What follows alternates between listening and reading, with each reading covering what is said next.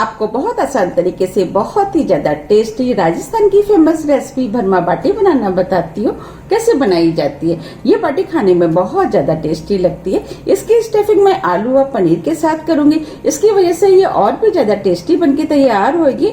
इसे मैं बिना ओवन और तंदूर के बनाऊंगी। चलिए बनाना शुरू करते हैं। भरमा बाटी बनाने के लिए ये हमने 2 कप गेहूं का आटा लिया है। अगर हम ग्राम में नापे तो ये 300 ग्राम है। 200 ग्राम पनीर जिसे हमने कद्दूकस कर लिया है। 2 मीडियम साइज के आलू जिसे हमने बॉईल करके छील लिया है। सबसे पहले हम डो बनाएंगे। इसके लिए हमने ये मिक्सिंग बाउल लिया है। अब हमें आटे को इसके अंदर डालना है। 1/4 कप सूजी, इससे बाटी क्रिस्पी बनके तैयार होगी। अगर हम ग्राम में नापे तो ये 50 ग्राम है। इस बाटी को और भी ज्यादा टेस्टी बनाने के लिए अब हम इसके अंदर 1/4 कप बेसन डालेंगे। बेसन की वजह से बाटी का टेस्ट बहुत अधिक बढ़ जाता है। आप भी एक बार बेसन डाल करके बाटी बनाइए, फिर मुझे कमेंट्स करके बताइए कि आपकी बाटी कैसी बनी। मुझे उम्मीद है कि आपकी बाटी बहुत ज्यादा टेस्टी बनके तैयार होगी। अगर हम बेसन को ग्राम में नापे तो ये 50 ग्राम है। ये बाटी खस्ता और टेस्टी बनके तैयार हो, इसके लिए हम 1/4 कप देसी घी डालेंगे। देसी घी डाल करके जब हम बाटी बनाते हैं तो बहुत ज्यादा टेस्टी बनके तैयार होती है। आप चाहें तो ऑयल का इस्तेमाल कर सकते हैं, लेकिन बाटियों में देसी घी का ही यूज होता है। आधी टीस्पून नमक, नमक आप अपने टेस्ट के अनुसार थोड़ा सा कम या ज्यादा भी कर सकते हैं। आधी टीस्पून अजवाइन, अजवाइन को हाथ से क्रश करके डालेंगे जिससे खुशबू अच्छी आएगी।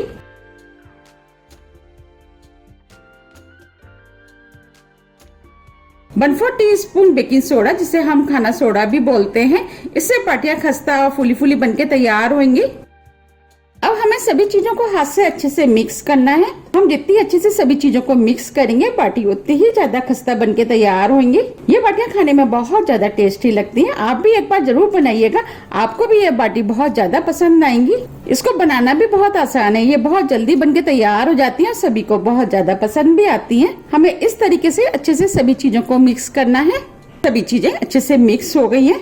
देखिए मैं मुट्ठी बांध रही हूँ तो मुट्ठी बंद रही है, इसका मतलब मौन सही है।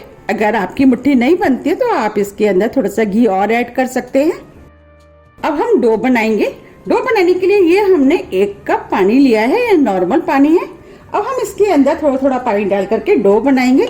जैसे हम पूड़ियों का बनाते हैं बिल्कुल उसी तरीके का हमें डो बनाना है। पानी हम थोड़ा थोड़ा करके ही डालेंगे जिससे कि इसके अंदर ज्यादा ना हो जाए।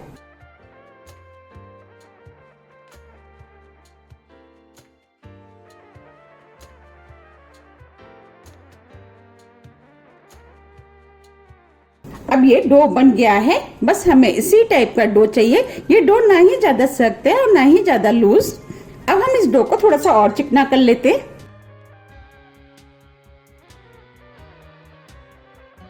अब हमने डो को चिकना कर लिया है। इस डो को बनाने में 3/4 कप पानी का यूज हुआ है। 1/4 कप पानी बच गया है। पानी थोड़ा सा आटे के ऊपर भी डिपेंड करता है कि कभी ज्यादा लगता है कभी कम। अब हम डो को ढक करके 20 मिनट के लिए सेट होने के लिए रख देते। चलिए अब स्टफिंग बना लेते हैं। इसके लिए हमने एक बाउल लिया है। अब आलू को हाथ से इस तरीके से हम फोड़ लेते हैं। हमें आलूओं को बिल्कुल महीन फोड़ना है। आप चाहे तो कद्दूकस भी कर सकते हैं।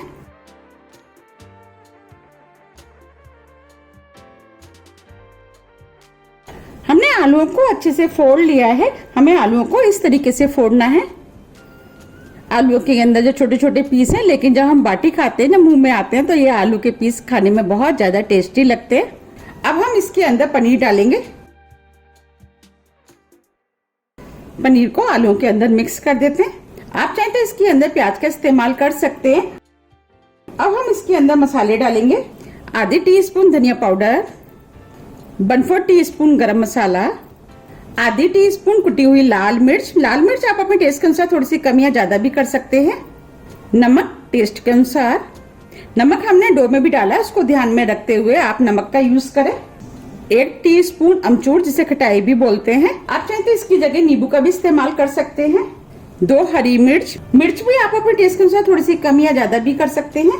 आधा इंच अदरक का टुकड़ा जिसे छोटे पीस में काट लिया है। और आप चाहें तो अदरक का पेस्ट भी इस्तेमाल कर सकते हैं। थोड़ा सा हरा धनिया। अब हम सभी चीजों को अच्छे से मिक्स कर लेते हैं।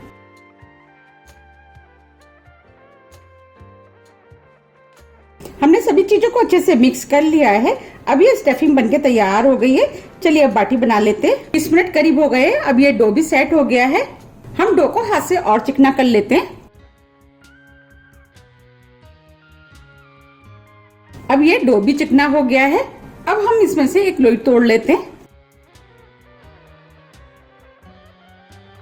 ये हमने मीडियम नींबू के बराबर की लोई तोड़ी है। लोई आप अपने हिसाब से तोड़ लें कि आपको बाटी का साइज क्या रखना है। अब हम लोई को थोड़े से चिकना कर लेते हैं। ये हमने लोई को चिकना कर लिया है। अब हम लोई को इस तरीके से बड़ा करेंगे और कटोरी की शेप देंगे। हम इस लोई को साइड से पतला करेंगे, बीच में थोड़ा सा मोटा रहने देंगे। देखिए अब ये कटोरी की शेप बन गई है। अब हम इसके अंदर 1 चम्मच स्टफिंग भरेंगे। स्टफिंग को हम हाथ से इस तरीके से अंदर की साइड दबा देंगे। हमें बाटी को चारों तरफ से अच्छे से फोल्ड करना है जिससे कि ये खुले ना।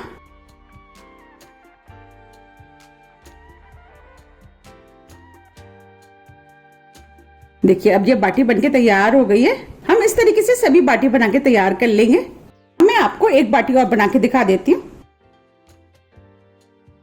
जैसे मैंने पहले वाली लोई को चिकना किया था उसी तरीके से इसको भी चिकना करना है और इस तरीके से इसको बड़ा करना है।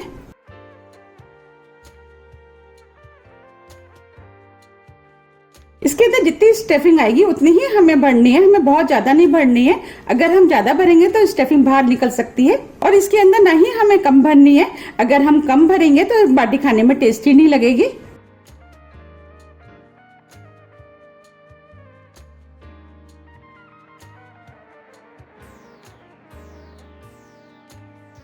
बस हमें इसको इस तरीके से दबाते हुए बंद करना है। देखिए ये भी बाटी बनके तैयार हो गई है। बस इस तरीके से हम सभी बाटी बना के तैयार कर लेंगे। ये हमने सभी बाटियां बना के तैयार कर ली हैं। इसमें से हमने कुछ बाटियां बड़ी बनाई हैं, कुछ छोटी, क्योंकि हम 2 तरीके से इन बाटियों को सेकेंगे। कुछ बाटियों को तो हम कढ़ाई में सेकेंगे और कुछ बाटियों को अप्पे पैन में सेकेंगे। चलिए अब हम बाटियों को सेक लेते हैं। कुछ बाटियों को हम कढ़ाई में सेकेंगे, उसके लिए हम प्लेट का यूज करेंगे। अब हम प्लेट के ऊपर थोड़ा सा घी लगा लेते हैं जिससे कि बाटियां आसानी से उतर जाएंगी। ये हमने घी लगा लिया है। अब हम बाटियों को प्लेट में रख देते हैं। हम बाटियों को थोड़ी थोड़ी दूर पर रखेंगे क्योंकि बाटियां थोड़ी सी फूलेंगी।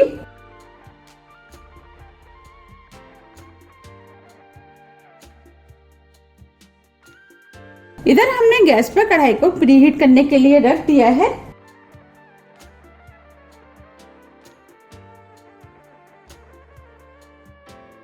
ये हमने बाटियों को प्लेट में लगा लिया है। चलिए अब कढ़ाई देख लेते हैं। अब ये कढ़ाई भी प्रीहीट हो गई है। जैसे हम इसके ऊपर हाथ लगा रहे तो काफी अच्छी हीट आ रही है। हमने इस कढ़ाई को 5 मिनट के लिए फुल फ्लेम पे प्रीहीट करने के लिए रख दिया था। हम बाटियों को सेकने के लिए नमक का यूज कर रहे हैं। ये नमक आपको थोड़ा सा ब्राउन कलर का दिख रहा होगा।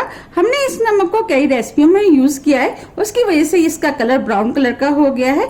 जब भी हमें कोई रेसिपी में जरूरत होती है नमक की तो हम इसी नमक को यूज करते हैं। रेसिपी में यूज करने के बाद हम इस नमक को एयरटाइट डब्बे में भर के रख देते हैं और हमें जब भी जरूरत पड़ती है हम इसी नमक को यूज करते हैं। अब हम इसके अंदर स्टैंड रख देते हैं। हमने जो प्लेट में बाटी रखी थी हम इस बाटियों को भी इस कढ़ाई के अंदर रख देते हैं। आप प्लेट को कढ़ाई के अंदर संभाल करके रखें क्योंकि कढ़ाई काफी गर्म है। अब हम कढ़ाई को ढक देते हैं और बाटियों को सिकने देते हैं। फ्लेम को हमने स्लो मीडियम कर दिया है। अब हम इन बाटियों को दूसरी गैस पे शिफ्ट कर देते हैं और इसमें हम जो बाटियां बची हैं उनको सेक लेते हैं। अब जो बाटियां बची है उन्हें हम अप्पे पैन में सेकेंगे। अब हम इसके अंदर थोड़ा थोड़ा घी डाल देते हैं जिससे कि बाटियां अच्छे से सिक जाएंगी। फ्लेम को हमने मीडियम कर दिया है।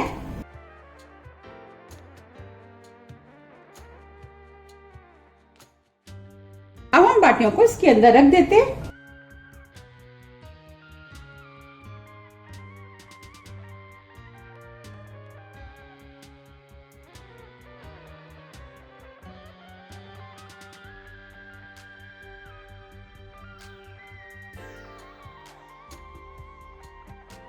अब हम बाटियों के ऊपर थोड़ा सा घी और डाल देते हैं जिससे कि बाटियां अच्छे से सिक जाएंगी।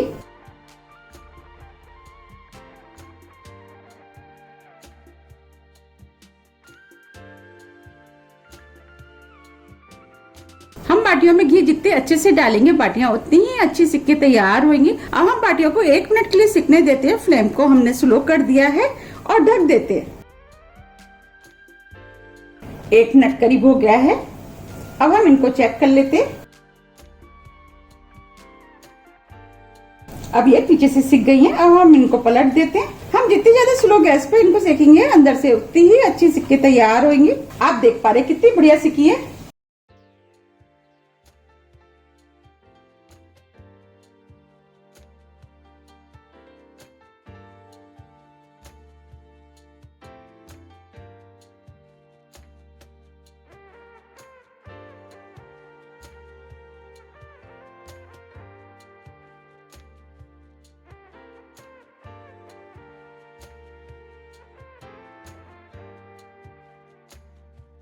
अब हम इनको दूसरी तरफ से भी सिकने देते हैं और ढक देते हैं। फ्लेम को हमने स्लो ही रखा है। अब हम इनको दूसरी तरफ से भी देख लेते हैं सिकी है कि नहीं। देखिए ये दूसरी तरफ से भी सिक गई हैं।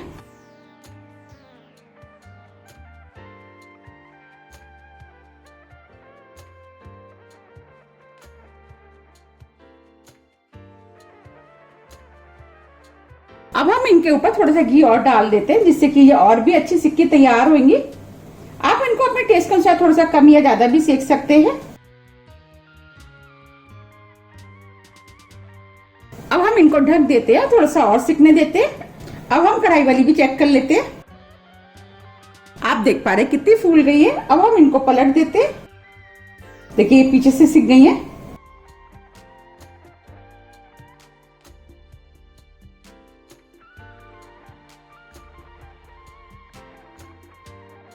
अब हम इनको दूसरी तरफ से भी सिकने देते हैं और ढक देते हैं। फ्लेम को हम स्लो मीडियम ही रखेंगे। अब हम इन बाटियों को चेक कर लेते हैं। आप देख पा रहे हैं ये बाटियां चारों तरफ से सिक गई हैं। अब हम इन बाटियों को निकाल लेते हैं। आप देख पा रहे हैं कितनी बढ़िया सिकी है।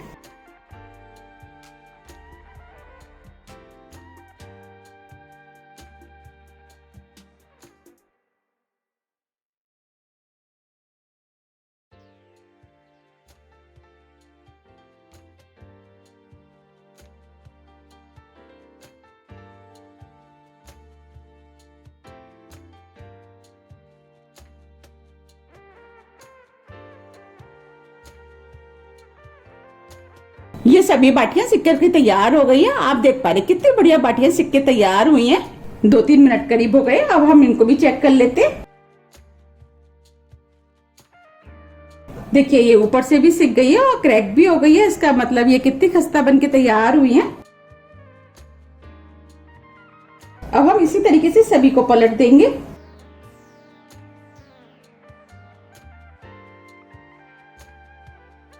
ये बाटियां खाने में बहुत ज्यादा टेस्टी लगती है। आप इनको एक बार जरूर बनाइएगा, आपको भी ये बाटियां बहुत ज्यादा पसंद आएंगी। अब हम इन बाटियों को दोबारा से ढक देते हैं। अब हम इन बाटियों को उलट पुलट के चारों तरफ से अच्छे से सेक लेंगे। अब हम बाटियों को चेक कर लेते हैं। आप देख पा रहे चारों तरफ से बाटियां कितनी बढ़िया सिक के तैयार हुई हैं। इनको सिकने में 20 से 25 मिनट का टाइम लगता है और ये बाटियां चारों तरफ से अच्छे से सिक गई है। देखिए कितनी बढ़िया सिक के तैयार हुई है और कितनी खस्ता बनी है। अब हम फ्लेम को ऑफ कर देते हैं और बाटियों को निकाल लेते हैं। मैंने आपको 2 तरीके से बाटियां सेकना बताया है। जो भी तरीका आपको पसंद आता है आप उस तरीके से इन बाटियों को सेक सकते हैं। दोनों तरह की बाटियां कितनी बढ़िया सिक के तैयार हुई हैं और ये बाटियां खाने में बहुत ज्यादा टेस्टी लगती है। आप भी इन बाटियों को एक बार जरूर ट्राई कीजिएगा, आपको भी ये बाटियां बहुत ज्यादा पसंद आएंगी। अब मैं आपको बता देती हूँ कि इन बाटियों को खाते कैसे हैं। सबसे पहले मैं अप्पे पैन की बताऊंगी। देखिए अप्पे पैन में कितनी खस्ता बाटियां सिक के तैयार हुई हैं और कोई कह भी नहीं सकता कि ये अप्पे पैन की सिकी हुई हैं। अब मैं आपको तोड़ के भी दिखा देती हूँ। देखिए अंदर से भी कितनी बढ़िया सिकी हुई है। आप चाहे तो इन बाटियों को इस तरीके से भी खा सकते हैं और आप चाहे तो इन्हें देसी घी में इस तरीके से डिप करके भी खा सकते हैं। देसी घी में डिप करके जब हम खाते हैं बाटियों को तो बाटियां खाने में बहुत ज्यादा टेस्टी लगती हैं। मैं आपको पास से भी दिखा देती हूँ। देखिए लग रही है ना देखने में कितनी सुंदर और उतनी ही ज्यादा ये खाने में टेस्टी लगती है। अब मैं आपको कढ़ाई की बाटी सिकी हुई दिखाती हूँ। देखिए ये बाटी भी कितनी बढ़िया सिकी है और कितनी खस्ता बनी है। आप चाहते हैं इन बाटियों को इस तरीके से तोड़ करके भी आप खा सकते हैं। हल्का सा इनको दबा दे। देखिए ये क्रैक हो गई।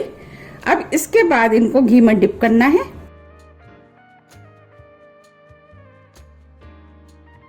और इस तरीके से निकाल करके आप इसे खाएं, बहुत ही ज्यादा टेस्टी लगती है। देखिए लग रही है ना कितनी बढ़िया, और देखते ही हो रही है ना खाने की इच्छा। आप मुझे कमेंट्स करके बताइए कि आप इन बाटियों को कब बना रहे हैं, और आप मुझे ये भी बताइए कि आपकी बाटियां कितनी टेस्टी बनके तैयार हुई। मैंने जिस तरीके से आपको बनाना बताया, अगर आप उस तरीके से बनाएंगे तो आपकी बाटियां बहुत ज्यादा टेस्टी बनके तैयार होगी और सभी को बहुत ज्यादा पसंद भी आएंगी। अगर आपको मेरी रेसिपी पसंद आती है तो आप ज्यादा से ज्यादा फ्रेंड और फैमिली के साथ शेयर कीजिए, और कमेंट्स करना तो आप बिल्कुल मत भूलिएगा, जिससे कि मुझे पता लग सके कि आपको मेरी रेसिपियां पसंद आती हैं। आप चाहे तो इनको इस तरीके से चटनी और चाय के साथ भी खा सकते हैं, और आप चाहे तो इसको दाल के साथ भी खा सकते हैं। मैंने दाल बनाई है, अब मैं आपको दाल के साथ बताती हूँ कि कैसे खानी है। आप सभी बाटियों को इस तरीके से घी में डिप कर लें। अगर आपको घी ज्यादा पसंद नहीं है तो आप इसे बिना घी के भी खा सकते हैं। घी में डिप करी हुई बाटियां खाने में ज्यादा टेस्टी लगती हैं।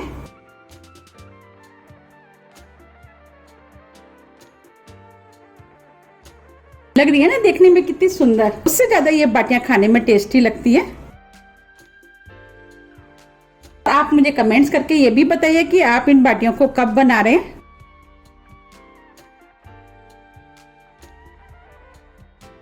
हमने सभी बाटियों को घी में डिप कर लिया है, तो हम आपको खा के दिखाते हैं। आप इन बाटियों को गर्मा गर्म खाएं, खाने में बहुत ज्यादा टेस्टी लगती हैं। देखिए इन बाटियों को इस तरीके से हमें खाना है। देखिए लग रही है ना कितनी बढ़िया, और ये खाने में भी बहुत ज्यादा टेस्टी लगती है। आप मुझे मेरे फेसबुक पेज को भी फॉलो कर सकते हैं, इसका लिंक मैं डिस्क्रिप्शन बॉक्स में दे दूंगी। अगर आपको मेरी रेसिपी थोड़ी भी पसंद आती है तो रेसिपी को लाइक कीजिए, चैनल को सब्सक्राइब कीजिए। सब्सक्राइब बटन के बगल में जो बेल आइकन है उसे आप प्रेस करना ना भूलिए, जिससे कि मेरी आने वाली वीडियो का नोटिफिकेशन आपको सबसे पहले मिल सके। अब हम फिर मिलते हैं नई रेसिपी के साथ, जब तक के लिए नमस्कार।